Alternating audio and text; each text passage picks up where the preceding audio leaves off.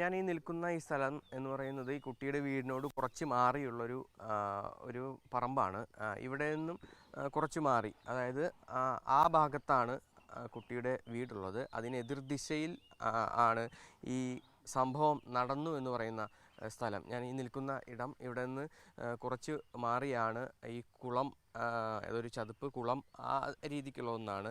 അവിടെയാണ് ഈ സംഭവം നടന്നത്. ഈ തിരയുന്ന സമയത്തൊക്കെ തന്നെ ഈ ജോജോയും ഇവിടെ കൂടെ ഉണ്ടായിരുന്നു. വൈകുന്നേരം ഏകദേശം 6:30-ക്ക് ശേഷമാണ് കുട്ടിയെ കാണാതാകുന്നതും തിരച്ചിലൊക്കെ തന്നെ ആരംഭിക്കുന്നത്. തിരച്ചിലിനൊക്കെ ഇവിടുത്തെ വാർഡ് മെമ്പറും അതുപോലെ തന്നെ പഞ്ചായത്ത് അധികൃതരും നാട്ടുകാരും എല്ലാവരും തന്നെ ഉണ്ടായിരുന്നു. ഈ കാണുന്ന കുളത്തിലാണ് ഈ കുട്ടിയുടെ മൃതദേഹം അവിടെ നിന്നാണ് ലഭിച്ചത്. നമ്മൾ ഏത് സമയത്താണ് തിരച്ചിൽ തുടങ്ങിയത്? ഒരു 6:30 മുതൽ തുടങ്ങുന്നുണ്ടാവും. ഇവര് വീട്ടുകാരൊക്കെ ഒരു 5:30-ക്കൊക്കെ തുടങ്ങിയിട്ടുണ്ടാവും. നമ്മളൊക്കെ എത്തുമ്പോഴേക്കും ഒരു 6 മണി 6:15 ആയിട്ടുണ്ട്. പിന്നെ അത് കിട്ടുന്നവരെ നമ്മളിവിടെ തന്നെ ഉണ്ടായിരുന്നു. ഈ ജോജോ നമ്മുടെ ഒപ്പം ഉണ്ടായിരുന്നു. സമയത്ത് എന്താ ജോജോ പറഞ്ഞത്? ഞാൻ കൂടെ അവിടം വരെ പാടത്തിനോട് വരെ വന്ന് ഞാൻ തിരിച്ച് അങ്ങോട്ട് വിട്ടു എന്നാണ് പറഞ്ഞത്. തിരിച്ച് ഓടിച്ച് വിട്ടു എന്നാണ് പറഞ്ഞത്. പിന്നെ നമുക്ക് മറ്റേ വീഡിയോ ക്യാമറ ഫുട്ടേജ് കിട്ടിയപ്പോൾ അതിനകത്ത് ഒരു 6-8 രണ്ടുപേരും കൂടി വരുന്നത് കാണുന്നത്.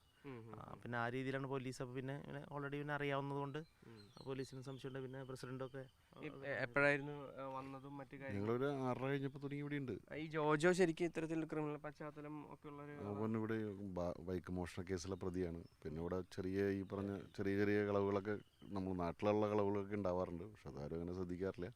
പിന്നെ ഇവിടെ ഈ ഭാഗം മുഴുവനും ഈ കുറച്ച് സാമൂഹ്യ വിരുദ്ധരുടെ കേന്ദ്രമാണ്. കുറച്ച് ഈ പാടം അതിൻ്റെ പേരിൽ ഒറ്റപ്പെട്ട് കിടക്കുന്നതുകൊണ്ട് തന്നെ അപ്പോൾ അത് കാരണം കുറച്ച് പിള്ളേർ സെറ്റ് കൂടെ വരാറുണ്ട്. അവനും ആ കമ്പനിയിലുണ്ട്.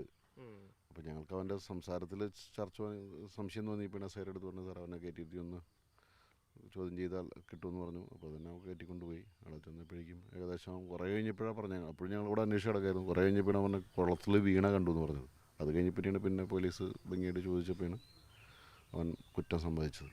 നമ്മൾ ഈ തിരയുന്ന സമയത്തൊക്കെ ഒരു പ്രതീക്ഷ ഉണ്ടായിരുന്നു കുട്ടി ഇവിടെ അടുത്ത തന്നെ ഉണ്ടാവുന്നതാണ് നമ്മൾ പ്രതീക്ഷിച്ചത്. കാരണം ഇത്രയും ദൂരെ ആ കുട്ടി ഒറ്റയ്ക്ക് വരില്ല എന്നുള്ളതൊരു നമുക്ക് എന്തായാലും ഉറപ്പായിരുന്നു. ഞങ്ങൾ 1-2 വട്ടം ഇവിടെയൊക്കെ വന്ന് പോയതാണ്. അപ്പോൾ ഇവിടെയൊക്കെ വന്ന് ജസ്റ്റ് നോക്കുകയും ചെയ്തിരുന്നു. പക്ഷെ നമ്മൾ ഇങ്ങോട്ട് ആ കുട്ടി ഒറ്റയ്ക്ക് വരില്ല എന്ന് ഉറപ്പായിരുന്നു. അപ്പോൾ ആരെങ്കിലും കൂടെ വീഡിയോ കണ്ടതിന് ശേഷമാണ് നമുക്ക് അത്ര ഇതിലിപ്പം ഈ കുട്ടിയെ ഈ കുളത്തിലേക്ക് തള്ളിയിട്ടു എന്നാണ് പറയുന്നത്. അങ്ങനെയാണ് പറയുന്നത്. പോലീസ് ഇന്നലെ അങ്ങനെയാണ് സ്ഥിരീകരിച്ചത്. 2-3 വട്ടം തള്ളിയിട്ടു എന്നുള്ള രീതിയിലാണ് പറഞ്ഞത്. കുട്ടി കയറി വരാൻ നോക്കുമ്പോൾ വീണ്ടും ലാസ്റ്റ് ചവിട്ടി ഇട്ട് ഉറപ്പ് വരുത്തിയതിന് ശേഷമാണ് അങ്ങോട്ട് വന്ന് അവിടെ ഒരു ജാതിയുടെ മുകളിൽ കയറിയിരിക്കുമ്പോഴാണ് ഒരു കുട്ടി കാണുന്നത്. അതുവരെ ഉണ്ടായിരുന്നു. കുട്ടിയല്ല, ഈ ജോജോനെ കാണുന്നത്. അപ്പൊ അവിടെ നിന്ന് അന്വേഷിച്ച് വരുമ്പോൾ പറഞ്ഞു കുട്ടിയെ കണ്ടോന്ന് ചോദിച്ചപ്പോ ഇല്ല, ഞാൻ തിരിച്ചു വിട്ടു, അവർ പോയി എന്നുള്ള രീതിയിലാണ് പറഞ്ഞത്. ഈ ഒരു ഭാഗത്താണ് കുട്ടിയെ ലഭിച്ചത്. ഈ ഭാഗത്ത് നിന്നാണ്. നമുക്കറിയാവുന്നതുപോലെ തന്നെ ഇത്രയും ഒരു ഉൾപ്രദേശത്തേക്ക് കുട്ടി എത്തില്ല എന്നുള്ളൊരു പ്രതീക്ഷയിൽ തന്നെയായിരുന്നു എല്ലാവരും തന്നെ. അതുകൊണ്ട് തന്നെ ഈ മേഖലയിലേക്ക് ആദ്യഘട്ടത്തിൽ ഈ പരിശോധനകളൊന്നും തന്നെ എത്തിയിരുന്നില്ലല്ലോ അല്ലേ? ഈ കുളത്തിന്റെ ഭാഗത്തൊക്കെയും കുട്ടി വരാറുള്ള ഒരു സ്ഥലമാണോ ഇവിടേക്ക്?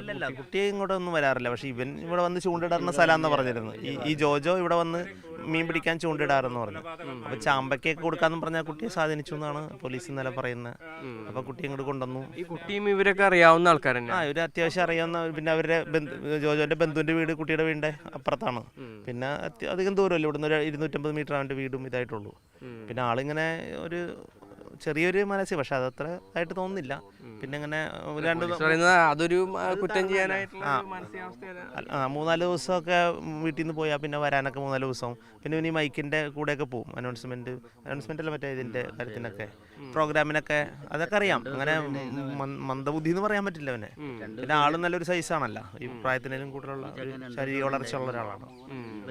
ഞാൻ 2-3 വട്ടം ചോദിച്ചു, നീ കൊച്ചിനെ ഞാൻ തിരയുമ്പോൾ തന്നെ എന്നോട് ചോദിക്കും, എനിക്ക് ഇവരെ ഏകദേശം ഒരു അറിയാം, ഇതിൻ്റെ ഒരു സ്വഭാവം അറിയാവുന്നുണ്ട് എങ്ങനെയാണ്. അപ്പോൾ നീ കുട്ടിയെ എന്നെ ഞാൻ അവിടം വരെ വന്നു, കുട്ടിയെ ഞാൻ അങ്ങോട്ട് തിരിച്ച് ഓടിച്ചു വിട്ടു എന്ന് പറഞ്ഞു. പിന്നെ അപ്പോഴും നമ്മുടെ ഒപ്പം തിരയുന്നുണ്ട്. പിന്നെ അങ്ങോട്ടേ കൊണ്ടുപോകണം, ഇങ്ങോട്ടൊക്കെ ഞങ്ങൾ കൊണ്ടുവരുന്നില്ല.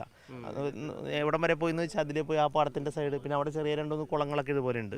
അതൊക്കെ ഞങ്ങൾ ഇറങ്ങി നോക്കി, ചെറിയ തോട്. പിന്നെ അപ്പോഴും സന്ധ്യയായി തുടങ്ങിയല്ലോ, സമയം കുറച്ച്. അപ്പം വീഴുന്ന കണ്ടു എപ്പോഴാണ് പറഞ്ഞത്?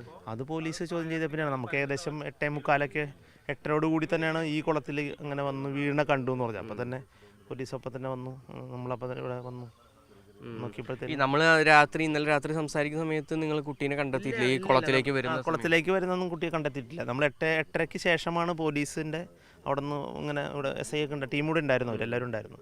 അപ്പോൾ അവരോട് പറയുമ്പോഴാണ് നമ്മൾ ഈ കുളത്തിലേക്ക് വന്നപ്പോൾ ഏകദേശം കൺഫേം ആയിരുന്നു അവൻ സമ്മതിച്ച സ്ഥിതിക്ക്. പക്ഷെ അവനത് ഉറപ്പ് വരുത്തിയിട്ടാണ് പോയെന്നുള്ളതാണ്. അപ്പോൾ അവൻ്റെ മൊഴിയിൽ ഇന്നലെ സ്റ്റേഷനിൽ വെച്ച് നമ്മുടെ സാധനത്തിലൊക്കെ പറയുമ്പോൾ അവനെ വലിയൊരു കുറ്റബോധമായിട്ട് തോന്നിയിട്ടില്ല. അവനോട് വളരെ സുഖമായിട്ട് അവിടെ കിടന്ന് ഉറങ്ങണ മാതിരി പിന്നെ ചിരിച്ചൊക്കെയാണ് അവൻ നിൽക്കുന്നത്. അങ്ങനൊരു കുട്ടി ഈ അവധിക്കാലമായതിനാൽ തന്നെ കുട്ടി കളിക്കാനൊക്കെ ഇറങ്ങുമായിരുന്നു. ആ പരിസരത്തൊക്കെ മറ്റു കുട്ടികളൊക്കെ തന്നെ ഉണ്ടായിരുന്നു. ആ CCTV ദൃശ്യങ്ങൾ നമ്മൾ നോക്കിയാൽ കാണാൻ സാധിക്കും. മറ്റ് നിരവധി കുട്ടികളും ആ മേഖലയിലൊക്കെ തന്നെ ഉണ്ടായിരുന്നു. അതിനിടയിൽ പിന്നീട് ഈ ജോജോ അവിടെ നിന്നും ഈ കുട്ടിയുമായി ഒരു ഓടിപ്പോകുന്ന ഒരു CCTV ദൃശ്യം നമുക്ക് കാണാൻ സാധിക്കും. അതാണ് അവിടെ നിന്നാണ് പിന്നീട് ഈ കുട്ടിയെയും ഇരുവരെയും കാണാതാകുന്നത്. ഇയാൾ ഇങ്ങനെയുള്ള ഒരു ആക്ടിവിറ്റി ഒക്കെ ചെയ്യുന്ന ഒരാളാണ്. അങ്ങനെയുള്ള കുഴപ്പമുള്ള ഒരാളായിരുന്നു. ജാമ്യത്തിലെടുക്കാൻ ആളുണ്ടായിരുന്നില്ല അന്ന്. ഒരു മോട്ടോർ സൈക്കിൾ അല്ല കളവൊക്കെ ഉണ്ടായിരുന്നു അവന്, ചെറിയത്. പിന്നെ ഒരു മോട്ടോർ സൈക്കിൾ അവൻ എടുത്തുകൊണ്ടെന്ന് അതിൽ പ്രതിയായിരുന്നു. പിന്നെ അവന് ജാമ്യത്തിൽ എടുത്തില്ല. പിന്നെ കുറച്ച് നാൾ കഴിഞ്ഞിട്ട് അവൻ്റെ ആൻറ്റി വന്നിട്ടുണ്ട്. അവൻ 2 ദിവസം അവിടെ ഉണ്ട്, ഇവിടെ ഈ പരിസരത്തുണ്ടാവാൻ. അവൻ്റെ അമ്മ അന്വേഷിച്ച് നടക്കണ്ടായിരുന്നു. വീട്ടിലെ അമ്മയ്ക്കും കുറച്ച് മാനസിക പ്രശ്നമൊക്കെ ഉള്ളതാണ്. അപ്പോൾ അങ്ങനെ വീട്ടിൽ ശ്രദ്ധിക്കാത്തൊരു ഇതുണ്ട്. അങ്ങനെ കുറച്ച് കാര്യങ്ങളുണ്ട് ഇവനെ പറ്റി. ഇങ്ങനെ ഒരു ദുരൂഹതയുള്ള ഒരു ഇതാണ്. വീട്ടിൽ വലിയ കൺട്രോളൊന്നും ഇല്ല. പിന്നെ ഒരു ഭക്ഷണപ്രിയനാന്ന് തോന്നുന്നു. എപ്പോഴും എന്തെങ്കിലുമൊക്കെ ഇങ്ങനെ കഴിച്ച് ഇങ്ങനെ നടക്കും. പിന്നെ പിള്ളേർക്ക് കൊടുത്ത് അങ്ങനെ ഒരു പിന്നീടാണ് മനസ്സിലാവണം അവിടെ പോയതിന് ശേഷമാണ് ഇങ്ങനെയുള്ള കാര്യങ്ങളിലേക്ക് അതവൻ തുറന്ന് സമ്മതിച്ചിട്ടുണ്ടെന്നല്ലോ. അങ്ങനെ ഞങ്ങളുടെ മുമ്പിൽ വെച്ച് മോനെ കുട്ടിയെ നിങ്ങൾ കാണാറുണ്ടോ? കുഞ്ഞ് നല്ല ഭംഗിയുള്ള കുട്ടി, നല്ല ഞങ്ങൾ ഈ പള്ളിയിലൊക്കെ വരുമ്പോൾ അവൻ കളിച്ചുകൊണ്ടിരിക്കും. ഇതിനെ കൊണ്ട് 3 പിള്ളേരുണ്ട്.